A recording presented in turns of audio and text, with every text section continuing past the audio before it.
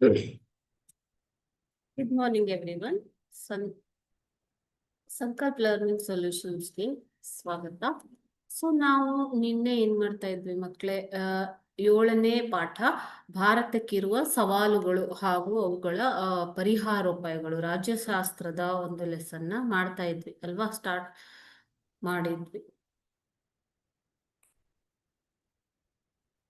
Okay, so ನಾವು ಸುಮಾರು 8 ಕ್ವಶನ್ನ solve ಮಾಡಿದ್ದೀವಿ ಅಲ್ವಾ.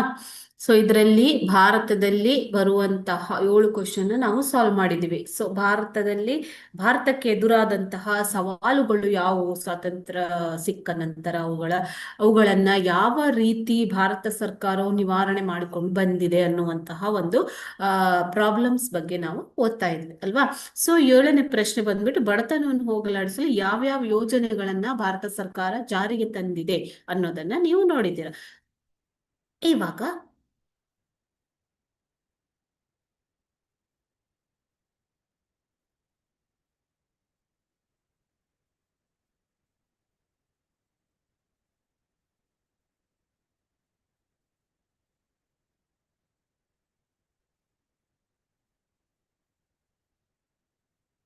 ನೆಕ್ಸ್ಟ್ ಕ್ವಶನ್, 8ನೇ ಪ್ರಶ್ನೆ ಬಂದ್ಬಿಟ್ಟು, ಭಾರತ ಭ್ರಷ್ಟಾಚಾರವು ಉಂಟು ಮಾಡುವ ದುಷ್ಪರಿಣಾಮಗಳನ್ನ ತಿಳಿಸಿ ಅಂತ ಕೇಳಿದ್ದಾರೆ. ಭ್ರಷ್ಟಾಚಾರ ಅಂತಂದ್ರೆ ಕಾನೂನಿಗೆ ವಿರುದ್ಧವಾಗಿ ನಡೆದುಕೊಳ್ಳುವಂತೆ ಯಾವುದೇ ರೀತಿಯ ಚಟುವಟಿಕೆಯನ್ನು ಭ್ರಷ್ಟಾಚಾರ ಅಂತ ಕರೆದಿದ್ದಾರೆ. ಓಕೆ,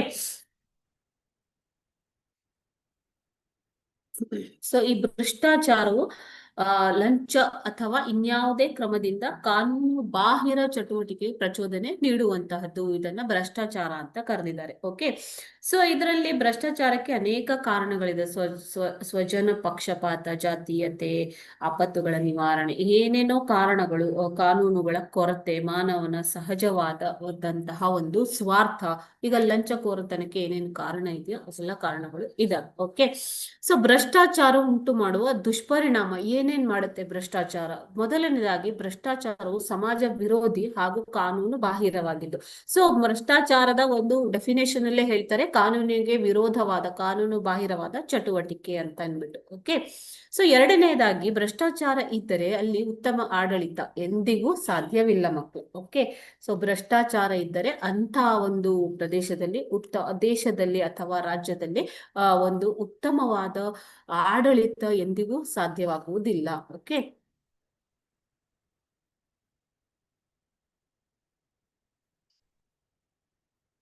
ಉತ್ತಮ ಆಡಳಿತದ ಪರಮ ಶತ್ರುವಾಗಿದೆ ಭ್ರಷ್ಟಾಚಾರ. ಅದೇ ರೀತಿ ಪಾರದರ್ಶಕತೆ ಹಾಗೂ ಉತ್ತರದಾಯಿತ್ವಕ್ಕೆ ಈ ಒಂದು ಭ್ರಷ್ಟಾಚಾರವು ಭಂಗವನ್ನ ತರುತ್ತದೆ. ಪಾರದರ್ಶಕ ಆಡಳಿತ ಮಾಡಬೇಕು ಅಂತಂದ್ರೆ ಭ್ರಷ್ಟಾಚಾರವಿಲ್ಲದೆ ಇರುವಂತಹ ಆಡಳಿತ ಇದ್ರೆ ಮಾತ್ರ ಪಾರದರ್ಶಕವಾಗಿ ಆಡಳಿತ ಮಾಡೋದಿಕ್ಕೆ ಸಾಧ್ಯ. ನೆಕ್ಸ್ಟ್ ಬಂದ್ಬಿಟ್ಟು, ಭ್ರಷ್ಟಾಚಾರವು ಅನೇಕ ವ್ಯವಸ್ಥಿತ ಅಪರಾಧಗಳಿಗೆ ದಾರಿ ಮಾಡಿ ಕೊಡುತ್ತೆ. ರಂಚಕೋರತನ ಅಥವಾ ಕೋಮುವಾದ ಅಥವಾ ಬೇರೆ ಬೇರೆ ರೀತಿಯ ಅಪರಾಧಗಳು, ಕ್ರಿಮಿನಲ್ ಅಪರಾಧಗಳಿಗೆ ದಾರಿ ಮಾಡಿ ಕೊಡುತ್ತೆ. ಅದೇ ರೀತಿ ವಿದೇಶಿ ವಿನಿಮಯದಲ್ಲಿ ನಡೆಯುವಂತಹ ಕೆಲವೊಂದು ಅನೈತಿಕ ಕಾನೂನಿಗೆ ವಿರುದ್ಧವಾದ ಚಟುವಟಿಕೆಗಳು ಇರಬಹುದು. ಸ್ಮಗ್ಲಿಂಗ್ ಅಂತ ಹೇಳ್ತೀವಿ, ಕಳ್ಳ ಸಾಗಾಣಿಕೆ, ಇವೆಲ್ಲ ಭ್ರಷ್ಟಾಚಾರದ ಒಂದು ಪ್ರಾಡಕ್ಟ್ ಅಂತ ಅಂದ್ರೆ ಉಪ ಚಟುವಟಿಕೆಗಳು. ಓಕೆನಾ, ಸೊ ದೇಶದ ಆರ್ಥಿಕ, ಸಾಮಾಜಿಕ ಮತ್ತು ರಾಜಕೀಯ ವ್ಯವಸ್ಥೆಯನ್ನು ಈ ಭ್ರಷ್ಟಾಚಾರವು ದುರ್ಬಲಗೊಳಿಸುತ್ತದೆ. ಭ್ರಷ್ಟಾಚಾರ ನಡೆಯೋದ್ರಿಂದ ದೇಶದ ಸಾಮಾಜಿಕ, ಆರ್ಥಿಕ ಅಷ್ಟೇ ಅಲ್ಲ, ರಾಜಕೀಯ ವ್ಯವಸ್ಥೆ ಕೂಡ ದುರ್ಬಲಗೊಳ್ಳುತ್ತದೆ. ಇವು ಭ್ರಷ್ಟಾಚಾರದಿಂದ ಆಗುವಂತಹ ಪರಿಣಾಮಗಳು. ಓಕೆ, ನೆಕ್ಸ್ಟ್, ಹಾಗಾದ್ರೆ ಭ್ರಷ್ಟಾಚಾರವನ್ನು ನಿಯಂತ್ರಿಸಲು ಯಾವ ಯಾವ ಕ್ರಮಗಳನ್ನ ಕೈಗೊಂಡಿದೆ ಸರ್ಕಾರ? ಈಗ ಭ್ರಷ್ಟಾಚಾರ ಅಂದ್ರೆ ಲಂಚ ತೆಗೆದುಕೊಳ್ಳುವುದು ಮತ್ತು ಅದಕ್ಕೆ ಸಂಬಂಧಿತ ಇತರ ಕಾನೂನು ಬಾಹಿರ ಚಟುವಟಿಕೆಗಳು. ಸೊ ಇವಾಗ ಭ್ರಷ್ಟಾಚಾರವನ್ನು ತಡೆಗಟ್ಟಲು ಸರ್ಕಾರವು ಲೋಕಪಾಲ ಮತ್ತು ಲೋಕಾಯುಕ್ತ ಸಂಸ್ಥೆಗಳನ್ನ ಸ್ಥಾಪನೆ ಮಾಡಿದೆ. ರಾಷ್ಟ್ರ ಮಟ್ಟದಲ್ಲಿ ಲೋಕಪಾಲ ಮತ್ತು ರಾಜ್ಯ ಮಟ್ಟದಲ್ಲಿ ಲೋಕಾಯುಕ್ತ ಸಂಸ್ಥೆಗಳನ್ನ ಸರ್ಕಾರವು ಸ್ಥಾಪನೆ ಮಾಡಿದೆ. ಸೊ ಇದು ಭ್ರಷ್ಟಾಚಾರದ ಮೇಲೆ ಒಂದು ಕಣ್ಣಿಟ್ಟು ಅದನ್ನ ತಡೆಯುವುದಕ್ಕೆ ಪ್ರಯತ್ನವನ್ನ, ನೀತಿ ನಿಯಮಗಳನ್ನ ರೂಪಿಸುತ್ತೆ. ಭ್ರಷ್ಟಾಚಾರ ನಡೆದ್ರೆ ಅಲ್ಲಿ ತನಿಖೆ ನಡೆಸುವುದು ಮತ್ತು ಶಿಕ್ಷೆಗಳನ್ನ ಪ್ರಕಟಪಡಿಸುವುದು ಲೋಕಪಾಲ ಮತ್ತು ಲೋಕಾಯುಕ್ತ ಸಂಸ್ಥೆ. ಅದೇ ರೀತಿ ಕೇಂದ್ರೀಯ ಜಾಗೃತ ಆಯೋಗದ ಸ್ಥಾಪನೆಯನ್ನು ಕೂಡ ಮಾಡಲಾಗಿದೆ. ಕೇಂದ್ರೀಯ ಜಾಗೃತ ಆಯೋಗವನ್ನ ಸ್ಥಾಪಿಸಲಾಗಿದೆ ಭ್ರಷ್ಟಾಚಾರವನ್ನು ತಡೆಗಟ್ಟಲು. ಇದನ್ನ ಸೆಂಟ್ರಲ್ ವಿಜಿಲೆನ್ಸ್ ಕಮಿಷನ್ CVC ಅಂತ ಕರೀತಾರೆ, ಕೇಂದ್ರೀಯ ಜಾಗೃತ ದಳ, ಸೆಂಟ್ರಲ್ ವಿಜಿಲೆನ್ಸ್ ಕಮಿಷನ್.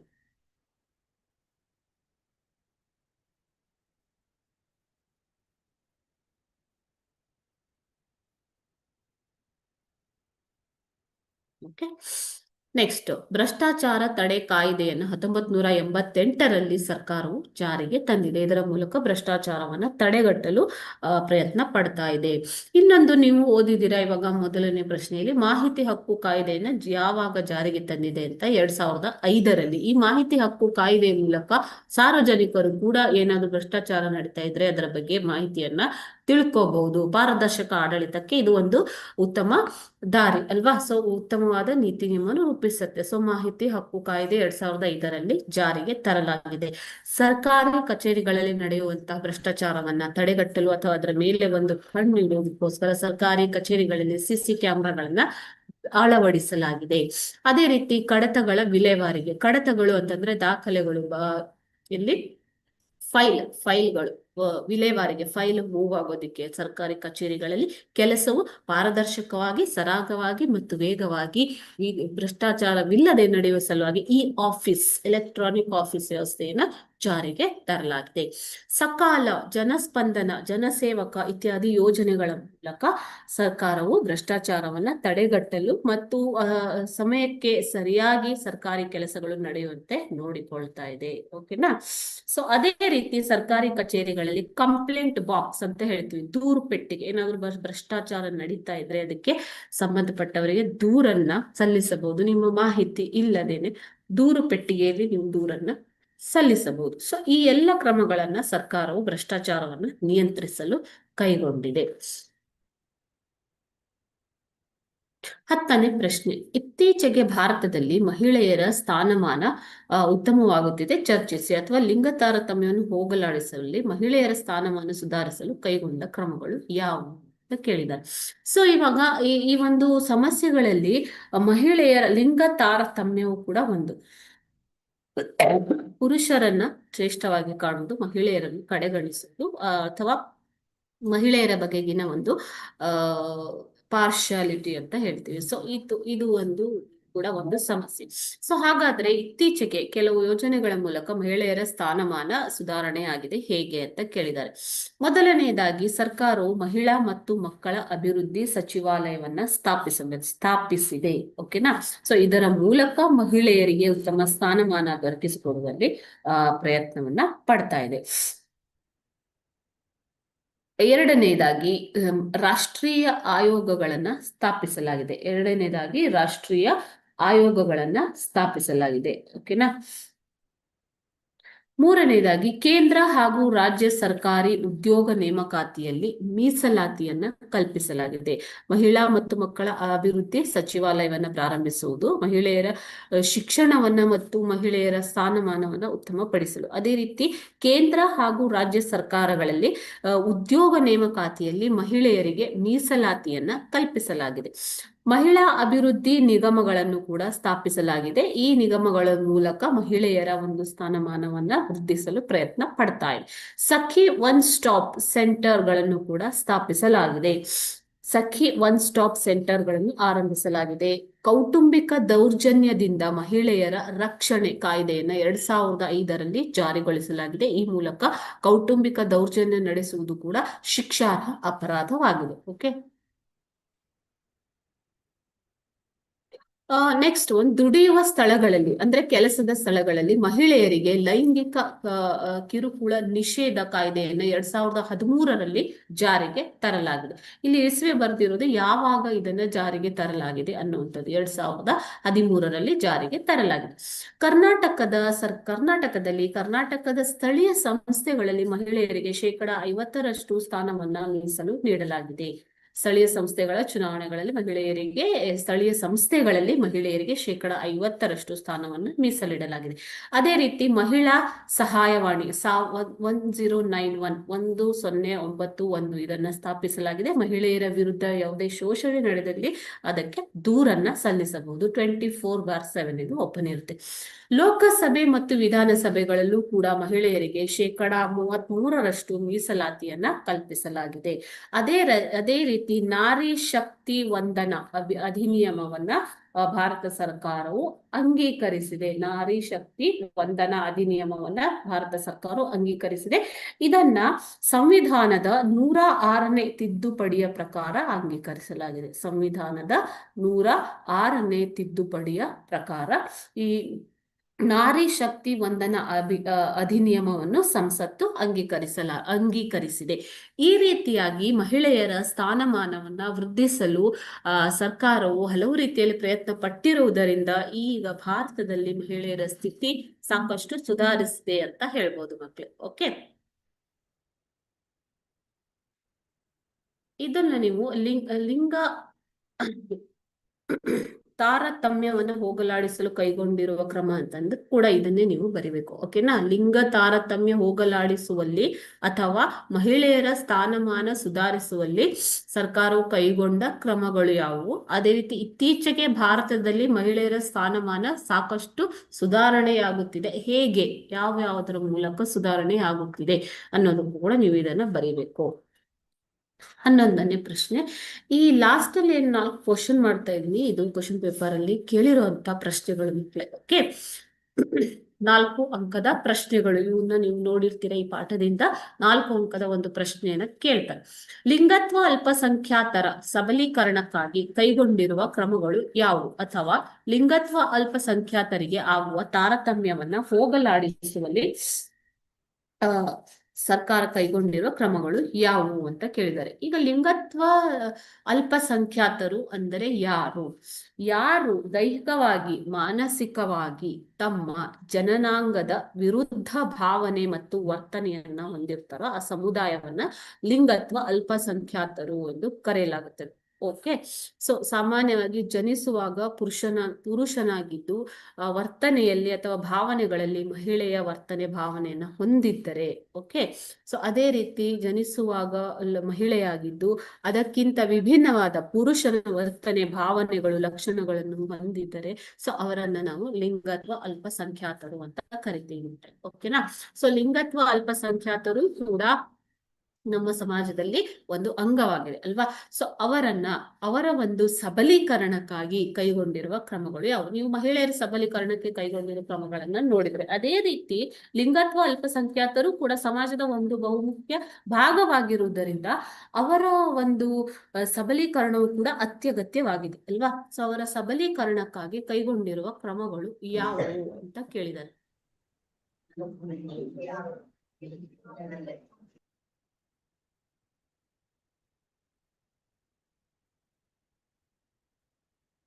ಓಕೆನಾ?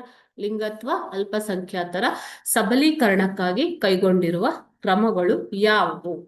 ಮೊದಲನೆಯದಾಗಿ, ಗುಡ್ ಮಾರ್ನಿಂಗ್. ಓಕೆ, ಸೊ ಇಲ್ಲಿ ಲಿಂಗತ್ವ ಅಲ್ಪಸಂಖ್ಯಾತರ ಸಬಲೀಕರಣಕ್ಕಾಗಿ ಕೈಗೊಂಡಿರುವ ಕ್ರಮಗಳು ಯಾವುವು ಅಂತ ಕೇಳಿದ್ದಾರೆ ಮಕ್ಕಳೇ. ಲಿಂಗತ್ವ ಅಲ್ಪಸಂಖ್ಯಾತರು ಅಂದ್ರೆ ಅವರು ಕೂಡ ಸಮಾಜದ ಒಂದು ಅಂಗವಾಗಿದ್ದಾರೆ, ಭಾಗವಾಗಿದ್ದಾರೆ ಅಲ್ವಾ? ಸೊ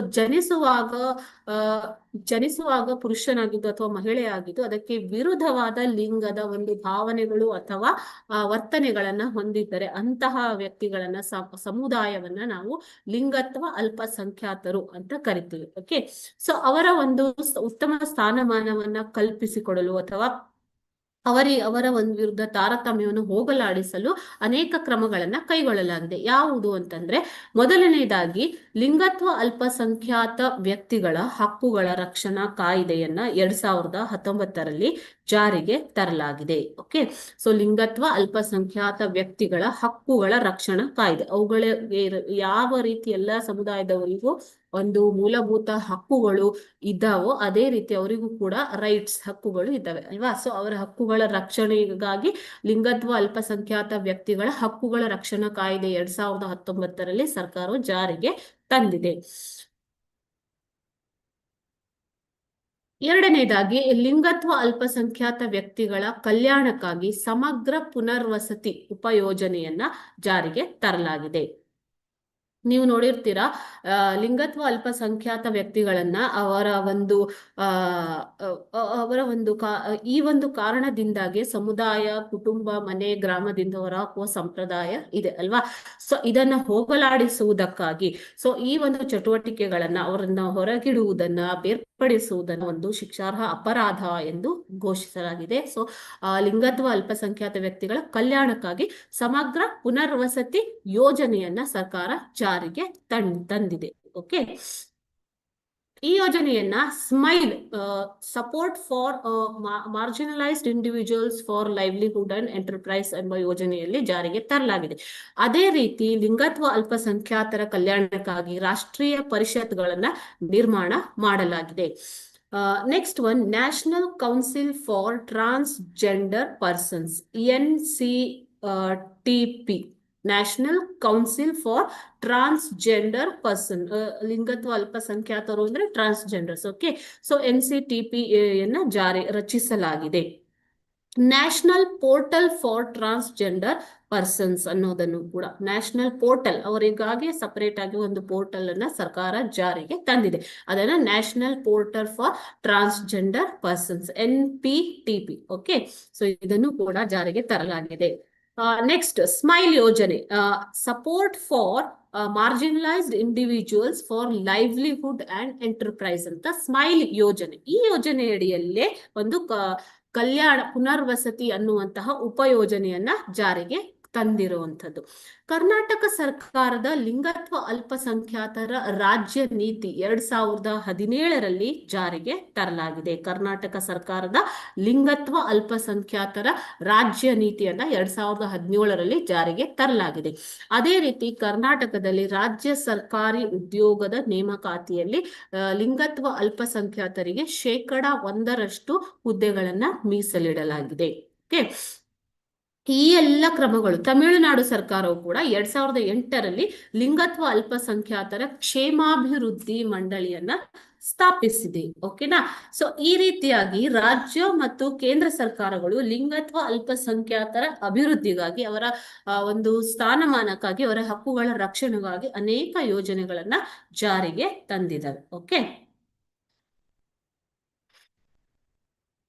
ನೆಕ್ಸ್ಟ್ ಒನ್, 12ನೇ ಪ್ರಶ್ನೆ, ಅನಕ್ಷರತೆಯನ್ನ ಹೋಗಲಾಡಿಸಲು ಸರ್ಕಾರವು ಕೈಗೊಂಡಿರುವ ಕ್ರಮಗಳು ಯಾವುವು ಅಂತ ಕೇಳಿದ್ದಾರೆ. ಅನಕ್ಷರತೆಯನ್ನು ಹೋಗಲಾಡಿಸಲು ಸರ್ಕಾರವು ಕೈಗೊಂಡಿರುವ ಕ್ರಮಗಳು ಯಾವುವು?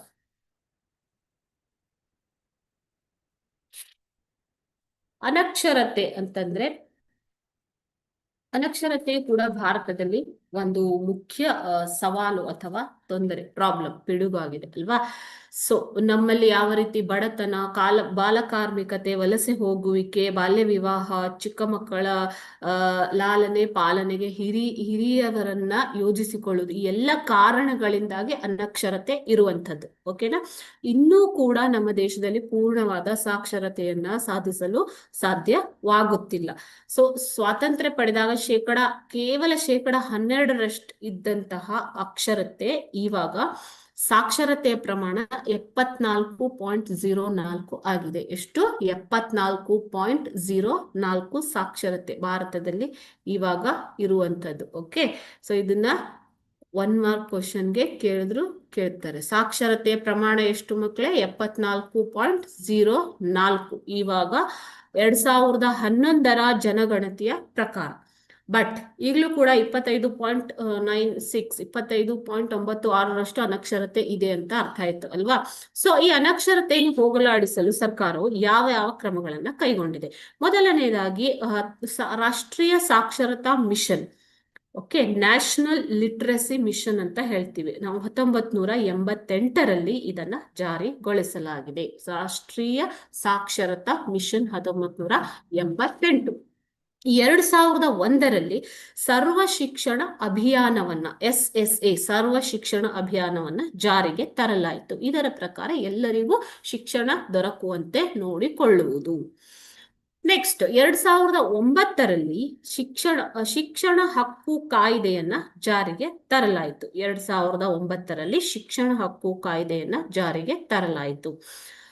ಸಾಕ್ಷರ ಭಾರತ ಎಂಬಂತಹ ಕಾರ್ಯಕ್ರಮವನ್ನ 2019ರಲ್ಲಿ ಜಾರಿಗೆ ತರಲಾಗಿದೆ. ಓಕೆ, ಸೊ ಸಾಕ್ಷರ ಭಾರತ ಕಾರ್ಯಕ್ರಮವನ್ನು ಜಾರಿಗೆ ತರಲಾಗಿದೆ. ಮಕ್ಕಳಿಗೆ ಉಚಿತ ಹಾಗೂ ಕಡ್ಡಾಯ ಶಿಕ್ಷಣವನ್ನ 21A ಸಂವಿಧಾನದ 21A ವಿಧಿಯ ಪ್ರಕಾರ ಮಕ್ಕಳಿಗೆ ಉಚಿತ 6ರಿಂದ 14 ವರ್ಷ ವಯಸ್ಸಿನ ಮಕ್ಕಳಿಗೆ ಉಚಿತ ಹಾಗೂ ಕಡ್ಡಾಯ ಶಿಕ್ಷಣವನ್ನ ಜಾರಿಗೆ ತರಲಾಗಿದೆ. ಸಾಕ್ಷರ ಭಾರತ 2009 ಅಂತ ಬರ್ಕೊಳ್ಳಿ. ಓಕೆನಾ? ಶಿಕ್ಷಣ ಹಕ್ಕು ಕಾಯ್ದೆ 2009, ಸಾಕ್ಷರ ಭಾರತ ಕಾರ್ಯಕ್ರಮ ಕೂಡ 2009. 6ರಿಂದ 14 ವರ್ಷದ ಮಕ್ಕಳಿಗೆ ಉಚಿತ ಹಾಗೂ ಕಡ್ಡಾಯ ಶಿಕ್ಷಣ ನಮ್ಮ ಸಂವಿಧಾನದ 21A ವಿಧಿಯ ಪ್ರಕಾರ ಜಾರಿಗೊಳಿಸಲಿ. ಈ ಕ್ವಶನ್ ನೀವು ಮಲ್ಟಿಪಲ್ ಚಾಯ್ಸ್ ಕ್ವಶನ್ ಅಲ್ಲಿ ನೋಡಿದ್ದೀರ ಅಲ್ವಾ? ಸೊ ಅದೇ ರೀತಿ ಸಮಗ್ರ ಶಿಕ್ಷಣ ಕಾರ್ಯಕ್ರಮ 2018, ಸಮಗ್ರ ಶಿಕ್ಷಣ ಕಾರ್ಯಕ್ರಮ 2018 ಇದು ಕೂಡ ಒಂದು ಅನಕ್ಷರತೆಯನ್ನ ಹೋಗಲಾಡಿಸಲು ಜಾರಿಗೆ ತಂದಂತಹ ಕಾರ್ಯಕ್ರಮ. ನವಭಾರತ ಸಾಕ್ಷರತಾ ಕಾರ್ಯಕ್ರಮ ಎಂಬಂತಹ ಕಾರ್ಯಕ್ರಮವನ್ನು ಜಾರಿಗೊಳಿಸಲಾಗಿದೆ. ಈ ರೀತಿಯಾಗಿ ಭಾರತದಲ್ಲಿ ಅನಕ್ಷರತೆಯನ್ನ ಹೋಗಲಾಡಿಸಲು ಹಲವಾರು ಕಾರ್ಯಕ್ರಮಗಳನ್ನ ಜಾರಿಗೆ ತರಲಾಗಿದೆ. ರಾಷ್ಟ್ರೀಯ ಸಾಕ್ಷರತಾ ಮಿಷನ್, ಸರ್ವ ಶಿಕ್ಷಣ ಅಭಿಯಾನ, ಶಿಕ್ಷಣ ಹಕ್ಕು ಕಾಯ್ದೆ, ಸಾಕ್ಷರ ಭಾರತ 2009, ಮಕ್ಕಳಿಗೆ ಉಚಿತ ಹಾಗೂ ಕಡ್ಡಾಯ ಶಿಕ್ಷಣವನ್ನು ನಮ್ಮ ಸಂವಿಧಾನದಲ್ಲೇ ನೀಡಿದೆ 21A ವಿಧಿಯ ಪ್ರಕಾರ. ಸಮಗ್ರ ಶಿಕ್ಷಣ ಕಾರ್ಯಕ್ರಮವನ್ನು 2018ರಲ್ಲಿ ಜಾರಿಗೊಳಿಸಲಾಗಿದೆ ಹಾಗೂ ನವ ಭಾರತ ಸಾಕ್ಷರತಾ ಕಾರ್ಯಕ್ರಮ ಎಂಬಂತಹ ಕಾರ್ಯಕ್ರಮವನ್ನು ಕೂಡ ಜಾರಿಗೆ ತರಲಾಗಿದೆ. ಈ ರೀತಿಯಾಗಿ ಅನೇಕ ಕಾರ್ಯಕ್ರಮಗಳನ್ನು ಜಾರಿಗೆ ತರಲಾಗಿದೆ. ಯಾವ ಯಾವ ಕ್ರಮಗಳು ಅಂತ ಕೇಳಿದ್ರೆ ಇದನ್ನೆಲ್ಲ ಬರಿಬೇಕು ಮಕ್ಕಳೇ. ಓಕೆನಾ? ನೆಕ್ಸ್ಟ್ ಬರುವಂಥದ್ದು ಕೋಮುವಾದ ದೇಶದ ಸಾಮರಸ್ಯ ಹಾಗೂ ಸಾಮಾಜಿಕ ದೇಶದ ಐಕ್ಯತೆಗೆ ಒಂದು ಮಾರಕ. ಅದೇ ರೀತಿ ಸಾಮಾಜಿಕ ಸಾಮರಸ್ಯವನ್ನ ಇದು ಕಲುಷಿತಗೊಳಿಸುತ್ತದೆ. ಹೇಗೆ ಅಂತ ಕೇಳಿದ್ದಾರೆ. ಕೋಮುವಾದ ಅಂತಂದ್ರೆ ಏನು? ಕೋಮುವಾದ ಅಂದ್ರೆ ಏನು ಅನ್ನೋದನ್ನ ನೀವು 2 ಮಾರ್ಕ್ಸ್ ಕ್ವಶನ್ ಅಲ್ಲಿ ನೋಡಿದ್ದೀರ ಅಲ್ವಾ? ಸೊ ಧರ್ಮದ ಆಧಾರದ ಮೇಲೆ ಸಮಾಜವನ್ನ ವಿಭಾಗಗೊಳಿಸುವುದು. ಓಕೆ, ಧರ್ಮದ ಆಧಾರದ ಮೇಲೆ ಸಮಾಜವನ್ನ ವಿಭಾಗಗೊಳಿಸುವುದು.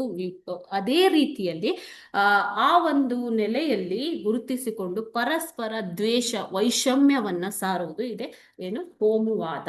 ಓಕೆ, ಸೊ ಕೋಮುವಾದ ಹೇಗೆ ಸಮಾಜದ ಸಾಮರಸ್ಯವನ್ನ ಕಲುಷಿತಗೊಳಿಸುತ್ತದೆ? ಇದು ಸಾಮಾಜಿಕವಾಗಿ ಭಿನ್ನತೆ, ಪರಸ್ಪರ ಅಪನಂಬಿಕೆ ಹಾಗೂ ಭಯದ ವಾತಾವರಣವನ್ನ ಸೃಷ್ಟಿಸುತ್ತದೆ. ನೀವು ಎಲ್ಲೇ ಧರ್ಮದ ಆಧಾರದ ಮೇಲೆ ಕಲಹಗಳು, ಅದೇ ರೀತಿ ಮುಷ್ಕರಗಳು ನಡೆದಾಗ ನೋಡಿರ್ತೀರ ಅಲ್ವಾ? ಕೋಮುವಾದದಲ್ಲಿ ಏನಾಗತ್ತೆ ಅಂದ್ರೆ ಸಾಮಾಜಿಕವಾಗಿ ಧರ್ಮದ ಆಧಾರದ ಮೇಲೆ ಭಿನ್ನತೆ ಸೃಷ್ಟಿಯಾಗತ್ತೆ, ಪರಸ್ಪರ ಧರ್ಮದವರ ಮೇಲೆ ಅಪನಂಬಿಕೆ ಹಾಗೂ ಭಯದ ವಾತಾವರಣವನ್ನ ಕೋಮುವಾದ ಸೃಷ್ಟಿಸುತ್ತೆ.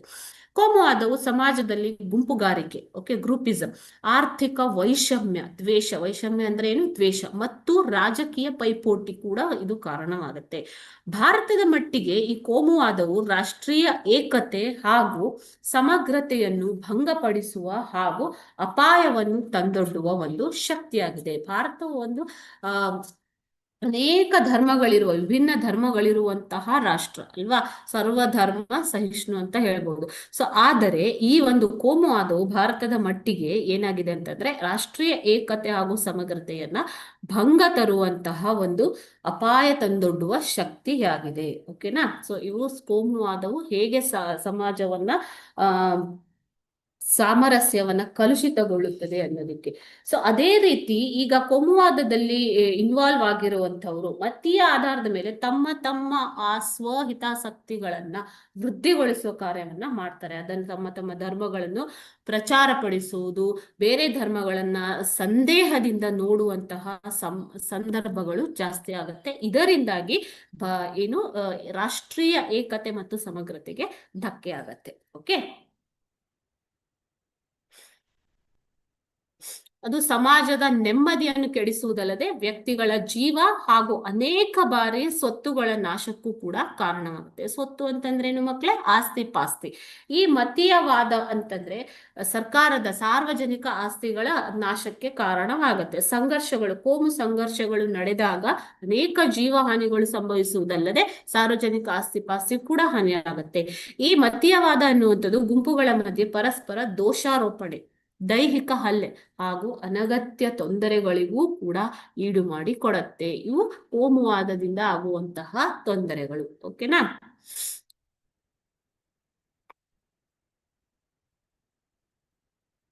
ಸೊ ಇವಿಷ್ಟು ಈ ಒಂದು ಪಾಠದಲ್ಲಿ ಬಂದಂತಹ ಮುಖ್ಯ ಪ್ರಶ್ನೋತ್ತರಗಳು. ಸೊ ಹಾಗಾದ್ರೆ ಕೋಮುವಾದವನ್ನ ಯಾವ ರೀತಿ ಕಡಿಮೆ ಮಾಡಬಹುದು ಮಕ್ಕಳೇ? ಕೋಮುವಾದ ಅಂತಂದ್ರೇನು? ಬೇರೆ ತಮ್ಮ ತಮ್ಮ ಧರ್ಮಗಳಲ್ಲಿನ ಶ್ರೇಷ್ಠತೆಯನ್ನು ಸಾರುವುದು, ಅದರ ಮೂಲಕ ಸಂಘರ್ಷವನ್ನು ನಡೆಸುವುದು ಅಲ್ವಾ? ಸೊ ಇವಾಗ ಏನ್ ಮಾಡ್ಬೇಕು ಹಾಗಾದ್ರೆ? ನಾವು ರಾಷ್ಟ್ರೀಯವಾದವನ್ನ ಬೆಳೆಸಿಕೊಳ್ಳಬೇಕು. ಎಲ್ಲ ನಾಗರಿಕರನ್ನು ಸಮಾನ ದೃಷ್ಟಿಯಿಂದ ಕಾಣುವುದು, ಏಕರೂಪ ನಾಗರಿಕ ಸಂಹಿತೆಯನ್ನು ಜಾರಿಗೆ ತರುವುದು, ಶಿಕ್ಷಣದಲ್ಲಿ ಜಾತ್ಯತೀತ ತತ್ವಗಳನ್ನ ಅಳವಡಿಸುವುದು ಹಾಗೂ ಸದೃಢವಾದ ರಾಷ್ಟ್ರೀಯ ಮನೋಭಾವನೆಯನ್ನ ಜನರಲ್ಲಿ, ಮಕ್ಕಳಲ್ಲಿ ಬೆಳೆಸುವುದರಿಂದ ನಾವೇನ್ ಮಾಡ್ಬೋದು? ಕೋಮುವಾದವನ್ನು ನಿಯಂತ್ರಿಸಬಹುದು. ಓಕೆ, ಏನಾದ್ರೂ ಡೌಟ್ ಇದೆಯಾ?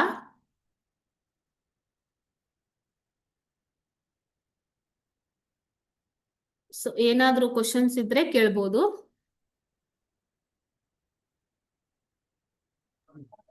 No miss. ನೆಕ್ಸ್ಟ್ ಚಾಪ್ಟರ್ ನೋಡೋಣವಾ? Yes miss.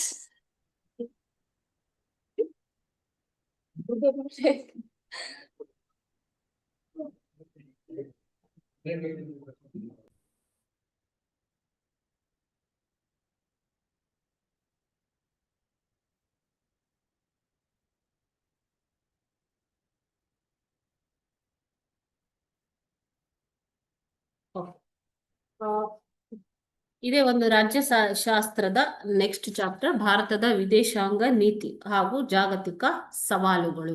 ಓಕೆ, ಸೊ ಮುಂದುವರೆದಂತಹ ಭಾಗ. ಇದರಲ್ಲಿ ಕಲಿಕಾಂಶಗಳು ಏನು ಅಂತಂದ್ರೆ, ಭಾರತದ ವಿದೇಶಾಂಗ ನೀತಿಯ ವಿಕಾಸದ ಹಂತಗಳನ್ನು ನೀವು ತಿಳಿಯಬೇಕು.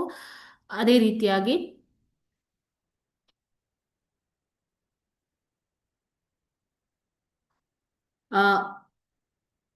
ಭಾರತದ ವಿದೇಶಾಂಗ ನೀತಿಯ ಮೂಲ ತತ್ವಗಳು ಯಾವುದು ಎಂಬುದನ್ನು ತಿಳ್ಕೊಂಡಿದ್ದೀರಾ ಆಲ್ರೆಡಿ ಅಲ್ವಾ? ಜಾಗತಿಕವಾಗಿ ಮಾನವ ಹಕ್ಕುಗಳಿಗಾಗಿ ನಡೆದ ಹೋರಾಟಗಳನ್ನ ನೀವು ಸ್ಮರಿಸುವುದು, ಮಾನವ ಹಕ್ಕುಗಳ ಸಂರಕ್ಷಣೆಗಾಗಿ ಭಾರತ ಸರ್ಕಾರ ಏನೇನು ಕ್ರಮಗಳನ್ನ ಕೈಗೊಂಡಿದೆ ಎನ್ನುವುದನ್ನ ವಿವರಿಸುವುದು, ಶಸ್ತ್ರಾಸ್ತ್ರಗಳ ಪೈಪೋಟಿ ಇದರಿಂದ ಆಗುವ ದುಷ್ಪರಿಣಾಮಗಳೇನು ಅಂತ ತಿಳಿದು ಅದಕ್ಕೆ ಪರಿಹಾರವನ್ನ ಸೂಚಿಸುವುದು, ಭಯೋತ್ಪಾದಕತೆಯ ಪರಿಣಾಮಗಳನ್ನ ತಿಳಿದು ಅದಕ್ಕೆ ಭಾರತ ಸರ್ಕಾರ ಕೈಗೊಂಡಿರುವ ಕ್ರಮಗಳನ್ನ ಪ್ರಶಂಸಿಸುವುದು. ಓಕೆ, ಸೊ ಈ ಒಂದು ಚಾಪ್ಟರ್ ಇಂದ ನಿಮ್ಗೆ 3 ಅಂಕದ ಒಂದು ಪ್ರಶ್ನೆಯನ್ನ ಕೇಳ್ತಾರೆ. ಒಟ್ಟು 3 ಮಾರ್ಕ್ಸ್ಗೆ ಈ ಚಾಪ್ಟರ್ ಇಂದ ನಿಮ್ಗೆ ಕ್ವಶನ್ಸ್ ಬರುತ್ತೆ. ಓಕೆ, ಸೊ ಮೊದಲನೇ ಪ್ರಶ್ನೆ, ಭಾರತದ ವಿದೇಶಾಂಗ ನೀತಿಯ ಪಿತಾಮಹ ಎಂದು ಇವರನ್ನ ಕರೆಯಲಾಗಿದೆ.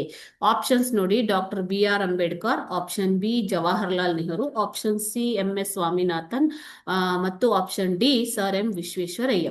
ಸರಿಯಾದ ಉತ್ತರ, ಫೋಟೋ ಆಲ್ರೆಡಿ ಬಂದ್ಬಿಟ್ಟಿದೆ. ಸರಿಯಾದ ಉತ್ತರ Jawaharlal Nehru, option B. So ಯಾಕೆ ಇವರನ್ನ ಭಾರತದ ವಿದೇಶಾಂಗ ನೀತಿಯ ಪಿತಾಮಹ ಎಂದು ಕರೆಯಲಾಗಿದೆ ಅಂತಂದ್ರೆ, ಭಾರತದ ಒಂದು ವಿದೇಶಾಂಗ ನೀತಿಯು ಈ ಜವಾಹರ್ಲಾಲ್ ನೆಹರೂರವರು ಹಾಕಿಕೊಟ್ಟ ಭದ್ರ ಬುನಾದಿಯ ಮೇಲೆ ನಿಂತಿದೆ. ಸೊ ಭಾರತದ ವಿದೇಶಾಂಗ ನೀತಿಗೆ ಒಂದು ಭದ್ರ ಬುನಾದಿಯನ್ನ ಹಾಕಿಕೊಟ್ಟಿದ್ದರಿಂದ ನಾವು ಇವರನ್ನ ಭಾರತದ ವಿದೇಶಾಂಗ ನೀತಿಯ ಪಿತಾಮಹ ಅಂತ ಕರಿತೀವಿ ಮಕ್ಕಳೇ. ಓಕೆ, ಎರಡನೇದಾಗಿ, ವಿಶ್ವಸಂಸ್ಥೆಯು ಮಾನವ ಹಕ್ಕುಗಳ ಸಾರ್ವತ್ರಿಕ ಘೋಷಣೆ ಮಾಡಿದ ದಿನ ಯಾವುದು? ಇದು ಒಂದೊಂದು ಮಾರ್ಕಿಗೆ ಹಳೆ ಕ್ವಶನ್ ಪೇಪರ್ ಅಲ್ಲಿ ಕೇಳಿರುವಂತ ಪ್ರಶ್ನೆಗಳು. Okay, option A 10 December 1950, option B 15 March 1948, option C 10 December 1948 ಮತ್ತು 1945 ಡಿಸೆಂಬರ್ 10, ಆಪ್ಷನ್ ಡಿ. ಸರಿಯಾದ ಉತ್ತರ ಬಂದ್ಬಿಟ್ಟು 10 ಡಿಸೆಂಬರ್ 1948ರಂದು ಮಾನವ ಹಕ್ಕುಗಳ ಸಾರ್ವತ್ರಿಕ ಘೋಷಣೆಯನ್ನ ವಿಶ್ವಸಂಸ್ಥೆಯು ಮಾಡಿತ್ತು. ಸೊ ಇದನ್ನ ನಾವು ಹ್ಯೂಮನ್ ರೈಟ್ಸ್ ಡೇ ಅಥವಾ ಮಾನವ ಹಕ್ಕುಗಳ ದಿನ ಅಂತ ಆಚರಿಸ್ತೀವಿ, ಅಂತಾರಾಷ್ಟ್ರೀಯ ಮಾನವ ಹಕ್ಕುಗಳ ದಿನ. ಸೊ ನಿಮ್ಗೆ ಇದರ ಬದಲು ಕ್ವಶನ್ ಈ ತರನು ಕೇಳಬಹುದು, ಯಾವ ದಿನವನ್ನ ಅಂತಾರಾಷ್ಟ್ರೀಯ ಮಾನವ ಮಾನವ ಹಕ್ಕುಗಳ ದಿನವೆಂದು ಆಚರಿಸುತ್ತಾರೆ. ಸೊ ಅವಾಗ ನಿಮ್ಗೆ ಇಸ್ವಿ ಕೇಳೋದಿಲ್ಲ, ಬರೀ ಡೇಟ್ ಕೇಳ್ತಾರೆ. 10 ಡಿಸೆಂಬರ್, 15 ಮಾರ್ಚ್, 10 ಮಾರ್ಚ್ ಅಥವಾ ಏಪ್ರಿಲ್ ಯಾವ್ದಾದ್ರು ಕೇಳ್ಬೋದು. ಓಕೆ, ಸೊ ನೀವು ನೆನ್ಪಿಟ್ಕೊಳ್ಳಿ, 10 ಡಿಸೆಂಬರ್ ಇದು ಅಂತಾರಾಷ್ಟ್ರೀಯ ಮಾನವ ಹಕ್ಕುಗಳ ದಿನ. ಯಾಕೆ ಅಂದ್ರೆ ಅದೇ ದಿನ 1948ರಂದು ವಿಶ್ವಸಂಸ್ಥೆಯು ಮಾನವ ಹಕ್ಕುಗಳ ಸಾರ್ವತ್ರಿಕ ಘೋಷಣೆಯನ್ನ ಮಾಡಿತ್ತು. ನೆಕ್ಸ್ಟ್ ಕ್ವಶನ್, 1789ರ ಫ್ರಾನ್ಸ್ ಮಹಾಕ್ರಾಂತಿಯ ಪ್ರಮುಖ ಉದ್ದೇಶವೇನು ಅಂತ ಕೇಳಿದ್ದಾರೆ. ಸೊ ಫ್ರಾನ್ಸ್ ಮಹಾಕ್ರಾಂತಿ ಇರ್ಬೋದು, ಅಮೆರಿಕದಲ್ಲಿ ನಡೆದಂತಹ ಕ್ರಾಂತಿ ಇರ್ಬೋದು, ಇತರ ದೇಶಗಳ ಸ್ವಾತಂತ್ರ್ಯ ಹೋರಾಟಗಳಿರ್ಬೋದು, ಇವೆಲ್ಲ ಏನೋ ಮಾನವ ಹಕ್ಕುಗಳನ್ನ ನಿರಾಕರಿಸಿದ್ದರಿಂದ ನಡೆದಂತಹ ಒಂದು ಹೋರಾಟಗಳು. ಸೊ ಇದರ ಮುಖ್ಯ ಉದ್ದೇಶ ಏನು ಅಂತ ಕೇಳಿದ್ದಾರೆ. ಆಪ್ಷನ್ ಎ ವಿಶ್ವಸಂಸ್ಥೆಯ ಸ್ಥಾಪನೆ, ಆಪ್ಷನ್ ಬಿ ಮಾನವ ಹಕ್ಕುಗಳ ರಕ್ಷಣೆ, ಆಪ್ಷನ್ ಸಿ ವಿದೇಶಿ ಆಕ್ರಮಣ ತಡೆಯುವುದು, ಆಪ್ಷನ್ ಡಿ ರಾಷ್ಟ್ರ ಸಂಘದ ಸ್ಥಾಪನೆ. ಸೊ ಈ ವಿಶ್ವಸಂಸ್ಥೆಯ ಸ್ಥಾಪನೆ ನಡೆದಿದ್ದು 1945ರಲ್ಲಿ ಅಲ್ವಾ. ರಾಷ್ಟ್ರ ಸಂಘದ ಸ್ಥಾಪನೆ ಮೊದಲನೇ ಮಹಾಯುದ್ಧದ ನಂತರ ನಡೆದಿರುವಂಥದ್ದು. ಸೊ ಇವೆರಡೂ ಉತ್ತರ ಆಗಿರ್ಲಿಕ್ಕೆ ಸಾಧ್ಯ ಇಲ್ಲ.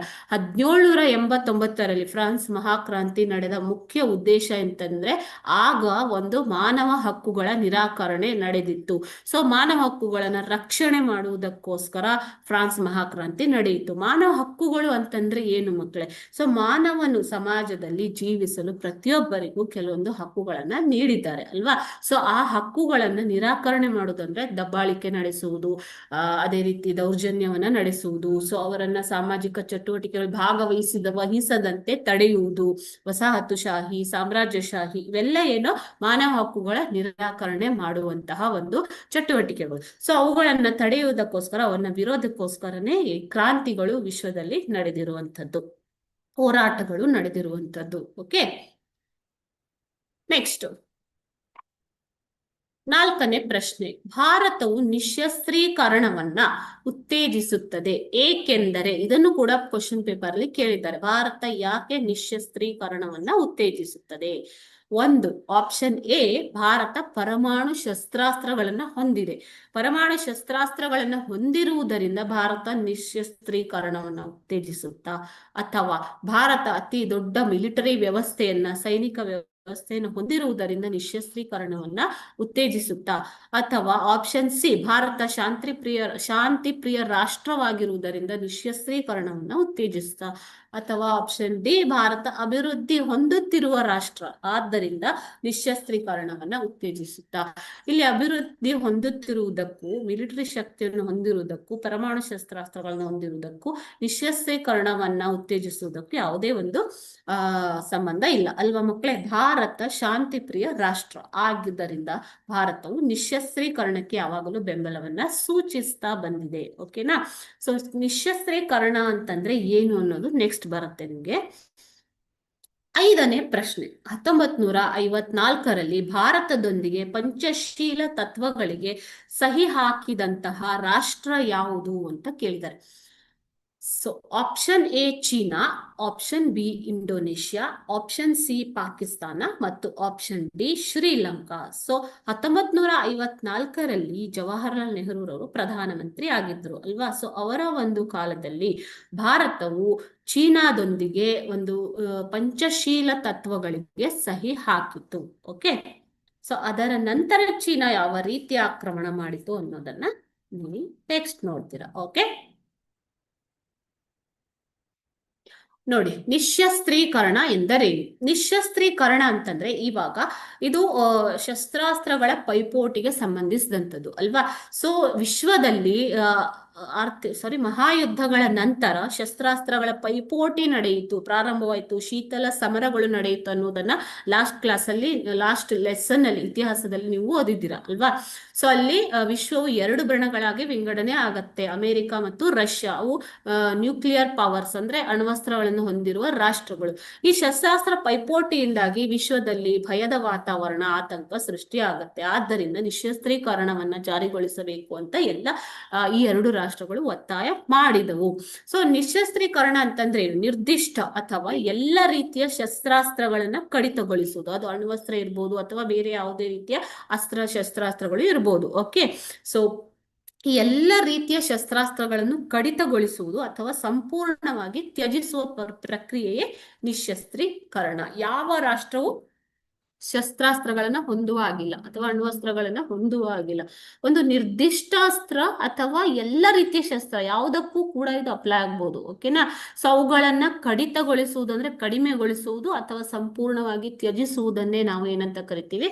ನಿಶ್ಶಸ್ತ್ರೀಕರಣ ಅಂತ ಕರಿತೀವಿ ಮಕ್ಕಳೇ. ನಿಶ್ಶಸ್ತ್ರೀಕರಣಕ್ಕೆ ಭಾರತವು ಯಾವಾಗಲೂ ಬೆಂಬಲವನ್ನ ಸೂಚಿಸ್ತಾ ಇದೆ. ಓಕೆ, ಸೊ ಯಾಕೆ ಅಂತಂದ್ರೆ ಭಾರತದ ಒಂದು ತತ್ವ ಏನು? ವಿದೇಶಾಂಗ ನೀತಿಯ ತತ್ವದಲ್ಲಿ ನಿಶ್ಶಸ್ತ್ರೀಕರಣ ಇದೆ, ನಿಶ್ಶಸ್ತ್ರೀಕರಣಕ್ಕೆ ಬೆಂಬಲ ಇದೆ.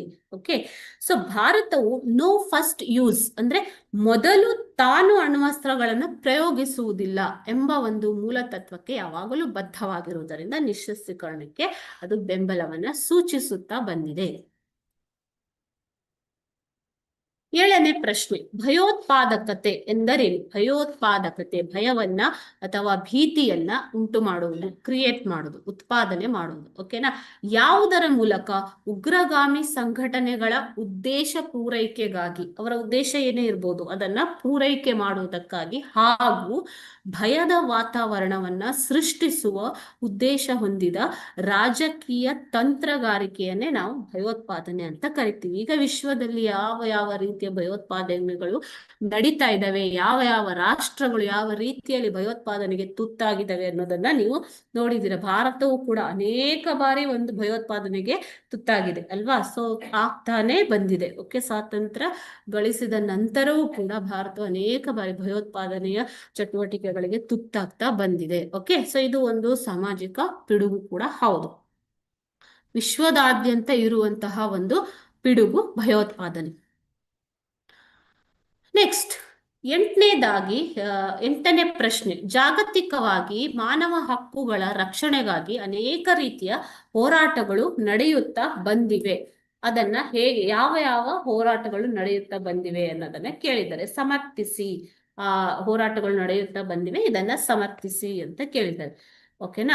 ಸೊ ಜಾಗತಿಕವಾಗಿ ಮಾನವ ಹಕ್ಕುಗಳ ರಕ್ಷಣೆಗಾಗಿ ಅನೇಕ ರೀತಿಯ ಹೋರಾಟಗಳು ನಡೆದಿವೆ. ಅವು ಯಾವುವು ಅಂತಂದ್ರೆ 1776ರಲ್ಲಿ ನಡೆದಂತಹ ಒಂದು ಅಮೆರಿಕ ಸ್ವಾತಂತ್ರ್ಯ ಸಂಗ್ರಾಮ. ಇದು ಕೂಡ ಮಾನವ ಹಕ್ಕುಗಳನ್ನ ನಿರಾಕರಿಸಿದ್ದರಿಂದಾಗಿ ನಡೆದಂತಹ ಒಂದು ಹೋರಾಟ. ಓಕೆ, ಸೊ ಮಾನವ ಹಕ್ಕುಗಳ ನಿರಾಕರಣೆ ಅಂತಂದ್ರೆ ಏನು? ಧರ್ಮ, ಜನಾಂಗ, ಜಾತಿ, ಲಿಂಗ, ವರ್ಣ, ರಾಷ್ಟ್ರೀಯತೆ ಅಥವಾ ಬೇರೆ ಇನ್ಯಾವುದೇ ಆಧಾರದ ಮೇಲೆ ಮಾನವನಿಗೆ ಇರುವಂತಹ ಹಕ್ಕುಗಳನ್ನ ನಿರಾಕರಣೆ ಮಾಡುವಂಥದ್ದು. ಇದು ವಸಾಹತುಶಾಹಿ, ಸಾಮ್ರಾಜ್ಯಶಾಹಿ, ಗುಲಾಮಗಿರಿ ಇನ್ಯಾವುದೇ ತಂತ್ರವನ್ನು ಉಪಯೋಗಿಸಿಕೊಳ್ಬಹುದು. ಸೊ ಅದರ ಮೂಲಕ ಹಕ್ಕುಗಳನ್ನು ನಿರಾಕರಣೆ ಮಾಡುವುದೇ ಮಾನವ ಹಕ್ಕುಗಳ ನಿರಾಕರಣೆ.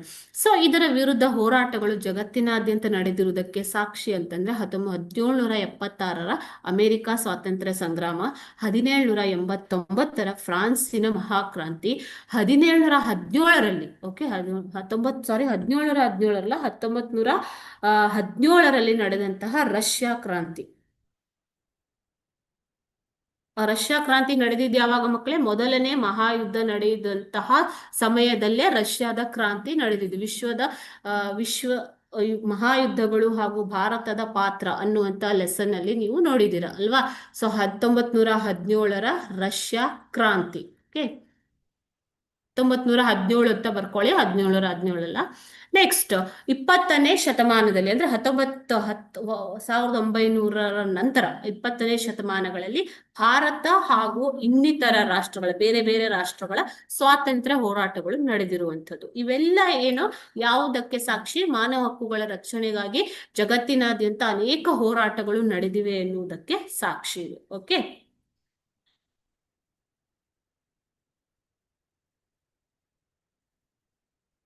9ನೇ ಪ್ರಶ್ನೆ, ದ್ವಿತೀಯ ಮಹಾಯುದ್ಧದ ಬಳಿಕ ಎದುರಾದಂತಹ ಪ್ರಮುಖ ಸಮಸ್ಯೆಗಳು ಯಾವುವು? ಸೊ ಈ ಒಂದು ಪಾಠದಲ್ಲಿ ನಿಮ್ಗೆ ಯಾವ್ಯಾವ ಸಮಸ್ಯೆಗಳನ್ನ ಚರ್ಚೆ ಮಾಡಿದಾರೋ ಇವೆಲ್ಲವೇನು ದ್ವಿತೀಯ ಮಹಾಯುದ್ಧದ ಬಳಿಕ ಎದುರಾದಂತಹ ಸಮಸ್ಯೆಗಳೇ. ಯಾವುವು ಅಂತಂದ್ರೆ, ಒಂದು, ಮಾನವ ಹಕ್ಕುಗಳ ನಿರಾಕರಣೆ ನಿರಂತರವಾಗಿ ನಡೀತಾ ಬಂದಿರುವಂಥದ್ದು.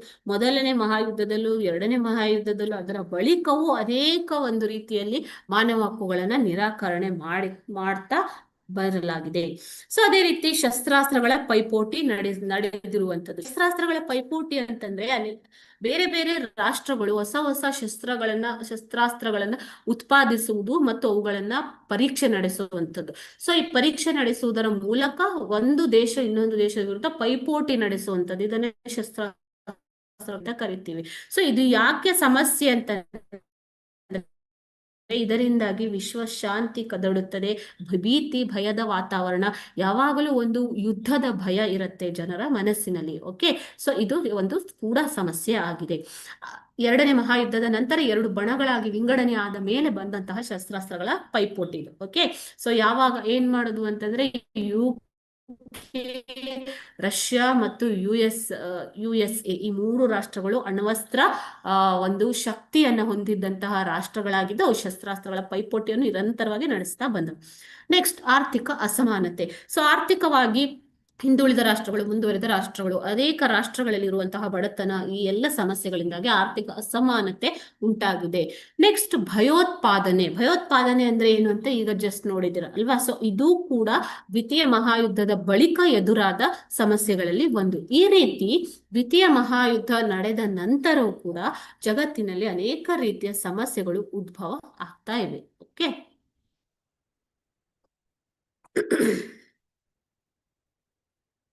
ನೆಕ್ಸ್ಟ್, ವಸಾಹತುಶಾಹಿ ಆಳ್ವಿಕೆಗೆ ಒಳಪಟ್ಟ ಅಥವಾ ಆರ್ಥಿಕವಾಗಿ ಹಿಂದುಳಿದ ರಾಷ್ಟ್ರಗಳ ಪ್ರಮುಖ ಲಕ್ಷಣಗಳು ಏನು? ವಸಾಹತುಶಾಹಿ ಆಳ್ವಿಕೆ ಅಂತಂದ್ರೆ ಯುರೋಪ್ ಮತ್ತು ಬ್ರಿಟನ್ ಓಕೆ ತನ್ನ ವಸಾಹತುಗಳನ್ನ ಜಗತ್ತಿನಾದ್ಯಂತ ಅನೇಕ ರಾಷ್ಟ್ರಗಳಲ್ಲಿ ಹೊಂದಿದ್ದವು. ಇದರಿಂದ ಅನೇಕ ಸ್ವಾತಂತ್ರ್ಯ ಹೋರಾಟಗಳು ನಡೆದವು ಅನ್ನೋದನ್ನ ನೀವು ನೋಡಿದ್ದೀರಾ. ಅದರಲ್ಲಿ ಭಾರತದ ಸ್ವಾತಂತ್ರ್ಯ ಹೋರಾಟವು ಒಂದು. ಭಾರತವು ಕೂಡ ಬ್ರಿಟನ್ನ ವಸಾಹತುಗೆ ಒಳಪಟ್ಟಿತ್ತು. ಫ್ರೆಂಚರ ವಸಾಹತು ಆಗಿತ್ತು, ಡಚ್ಚರ ವಸಾಹತು ಆಗಿತ್ತು, ಪೋರ್ಚುಗೀಸರ ವಸಾಹತು ಆಗಿತ್ತು ಅಲ್ವಾ. ಸೊ ನೀವು ಸ್ವಾತಂತ್ರ್ಯ ಹೋರಾಟ ಎನ್ನುವಂತಹ ಚಾಪ್ಟರ್ ವರೆಗೂ ಇದನ್ನ ಓದ್ಕೊಂಡು ಬಂದಿದ್ದೀರಾ. ಯುರೋಪಿಯನ್ನರು ಯಾರು ಯಾಕೆ ಬಂದ್ರು, ವಸಾಹತುಶಾಹಿಗಳನ್ನ ಎಲ್ಲೆಲ್ಲಿ ವಸಾಹತುಗಳನ್ನ ಸ್ಥಾಪಿಸಿದ್ರು, ತಮ್ಮ ಕೇಂದ್ರವಾಗಿಸಿಕೊಂಡ್ರು, ನಂತರ ಹೇಗೆ ಭಾರತೀಯರ ಮೇಲೆ ದಬ್ಬಾಳಿಕೆಯನ್ನು ನಡೆಸಿದ್ರು. ಇದೇ ರೀತಿಯಾಗಿ ವಿಶ್ವದ ಅನೇಕ ರಾಷ್ಟ್ರಗಳಲ್ಲಿ ಈ ವಸಾಹತುಶಾಹಿ ಮತ್ತು ಸಾಮ್ರಾಜ್ಯಶಾಹಿಗಳು ನಡೆದಿರುವಂಥದ್ದು. ಓಕೆ, ಸೊ ಆ ಎಲ್ಲ ರಾಷ್ಟ್ರಗಳು, ಮುಖ್ಯವಾಗಿ ಆಫ್ರಿಕಾ ಮತ್ತು ಏಷ್ಯಾ ಖಂಡದ ಅನೇಕ ರಾಷ್ಟ್ರಗಳು ಆರ್ಥಿಕವಾಗಿ ಹಿಂದುಳಿದಿವೆ, ಮುಂದುವರಿಯುತ್ತಾ ಇವೆ ಇವಾಗ. ಓಕೆ, ಸೊ ಈ ರಾಷ್ಟ್ರಗಳ ಲಕ್ಷಣಗಳು ಏನು ಅಂತ ಕೇಳಿದ್ದಾರೆ. ಒಂದು, ಬಡತನ ಮತ್ತು ನಿರುದ್ಯೋಗ ಪ್ರಮಾಣ ಈ ಒಂದು ವಸಾಹತು ರಾಷ್ಟ್ರಗಳಲ್ಲಿ ಹೆಚ್ಚಾಗಿರುತ್ತದೆ. ಯಾಕೆ ಅಂತಂದ್ರೆ ಇದು ಯುರೋಪಿಯನ್ನರ ಅಥವಾ ವಸಾಹತುಗಳನ್ನ ನಡೆಸ್ತಿರುವಂತಹ ರಾಷ್ಟ್ರಗಳು ನಡೆಸಿಕೊಂಡು ಬಂದಂತಹ ನೀತಿ. ಎರಡನೇದಾಗಿ, ನೈಸರ್ಗಿಕ ಸಂಪನ್ಮೂಲಗಳು ಇಲ್ಲಿ ಸಮರ್ಪಕವಾಗಿ ಬಳಕೆಯಾಗಿರುವುದಿಲ್ಲ. ನೀವು ಓದಿದ್ರೆ ಹೇಗೆ ಬ್ರಿಟನ್ ಭಾರತದ ಸಂಪನ್ಮೂಲಗಳನ್ನ ತನ್ನ ಕೈಗಾರಿಕೀಕರಣಕ್ಕಾಗಿ ಬಳಸಿಕೊಂಡಿತ್ತು ಅನ್ನೋದನ್ನ. ಅದೇ ರೀತಿ ಮಂದಗಾಮಿಗಳು ಹೇಗೆ ಭಾರತದಲ್ಲಿ ಕೈಗಾರಿಕೀಕರಣ ಆಗ್ಬೇಕು ಅನ್ನೋದಕ್ಕೆ ಬೇಡಿಕೆಯನ್ನ ಸಲ್ಲಿಸ್ತಾ ಇದ್ರು. ಸೊ ಇವೆಲ್ಲ ಏನು ನೈಸರ್ಗಿಕ ಸಂಪನ್ಮೂಲಗಳ ಅಸಮರ್ಪಕ ಬಳಕೆ ಆಗಿರುತ್ತೆ. ಶಿಕ್ಷಣದ ಗುಣಮಟ್ಟ ಕೂಡ ಕಳಪೆಯಾಗಿರುತ್ತೆ ವಸಾಹತುಶಾಹಿ ಅಥವಾ ಆರ್ಥಿಕ ಹಿಂದುಳಿದ ರಾಷ್ಟ್ರಗಳಲ್ಲಿ. ಅನೇಕ ಅನಾರೋಗ್ಯ ಮತ್ತು ಅಪೌಷ್ಟಿಕತೆಗಳು ಹೆಚ್ಚಾಗಿರುತ್ತವೆ. ತಂತ್ರಜ್ಞಾನದ ಕೊರತೆ ಕೂಡ ಉಂಟಾಗಿರುತ್ತದೆ. ಮೂಲಭೂತ ಸೌಕರ್ಯಗಳು, ನಾವೀಗ ಏನು ರಸ್ತೆ, ಸಾರಿಗೆ ಅಥವಾ ಡೆವಲಪ್ಮೆಂಟಲ್ ಟಾಸ್ಕ್, ಅಭಿವೃದ್ಧಿಯ ಕಾರ್ಯಗಳು ಏನೇನು ನೋಡ್ತಾ ಇದ್ದೀರಾ, ಸಮರ್ಪಕ ನೀರು ಇರ್ಬೋದು, ಸಮರ್ಪಕವಾದ ವಿದ್ಯುತ್ ಸರಬರಾಜು, ಸಾರಿಗೆ ವ್ಯವಸ್ಥೆ, ಶಿಕ್ಷಣದ ವ್ಯವಸ್ಥೆ, ಇವೆಲ್ಲ ಏನು ಮೂಲಭೂತ ಸೌಕರ್ಯಗಳು. ಸೊ ಇಂಥ ಸೌಕರ್ಯಗಳ ಕೊರತೆಯು ಕೂಡ ವಸಾಹತುಶಾಹಿ ಆಳ್ವಿಕೆಗೆ ಒಳಪಟ್ಟ ರಾಷ್ಟ್ರಗಳಲ್ಲಿ ಅಥವಾ ಹಿಂದುಳಿದ ರಾಷ್ಟ್ರಗಳಲ್ಲಿ ಕಂಡು ಬರುವಂಥದ್ದು. ಇವು ಆರ್ಥಿಕವಾಗಿ ಹಿಂದುಳಿದ ರಾಷ್ಟ್ರಗಳ ಪ್ರಮುಖ ಲಕ್ಷಣಗಳು.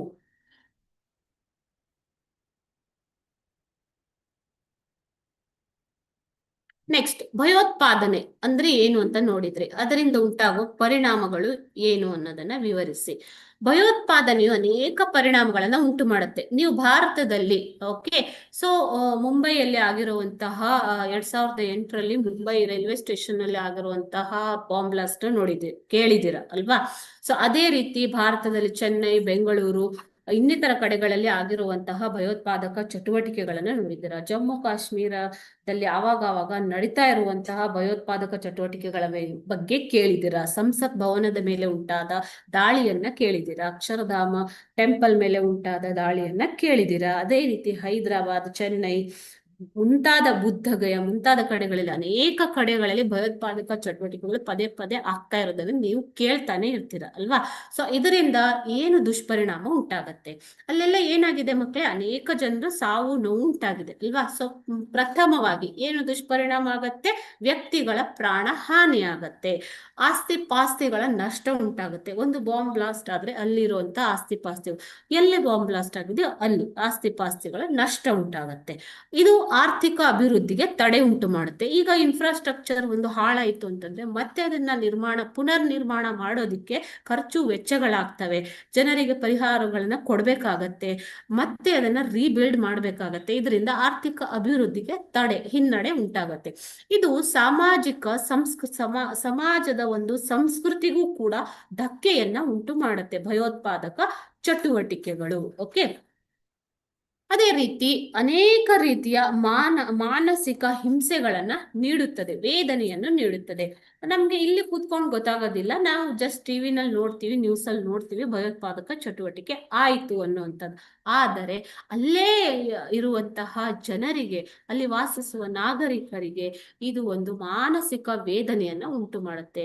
ಈಗ ನೀವು ಕಾಶ್ಮೀರ ಅಥವಾ ಬೇರೆ ಪ್ರದೇಶದಲ್ಲಿ ತೆಗೆದುಕೊಂಡ್ರೆ ಯಾವಾಗ ಭಯೋತ್ಪಾದಕ ಚಟುವಟಿಕೆ ನಡೆಯುತ್ತೆ ಅಂತ ಹೇಳೋದಕ್ಕೆ ಆಗೋದಿಲ್ಲ ಅಲ್ವಾ. ಸೊ ಅವರು ಯಾವಾಗಲೂ ಮಾನಸಿಕ ವೇದನೆಯಲ್ಲೇ ಇರಬೇಕಾಗತ್ತೆ. ಇದು ಕಾನೂನು ಸುವ್ಯವಸ್ಥೆಯ ನಿರ್ವಹಣೆಗೂ ಕೂಡ ಅಡ್ಡಿಯನ್ನ ಉಂಟು ಮಾಡುತ್ತೆ.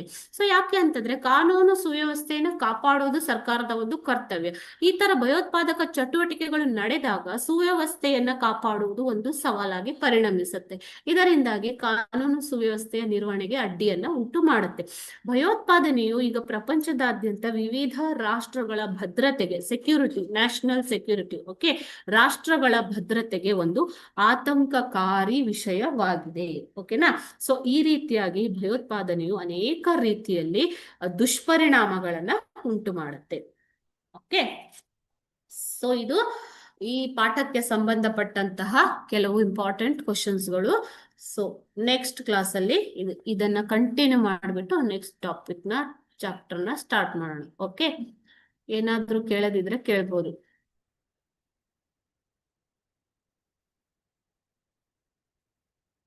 Doubts, questions?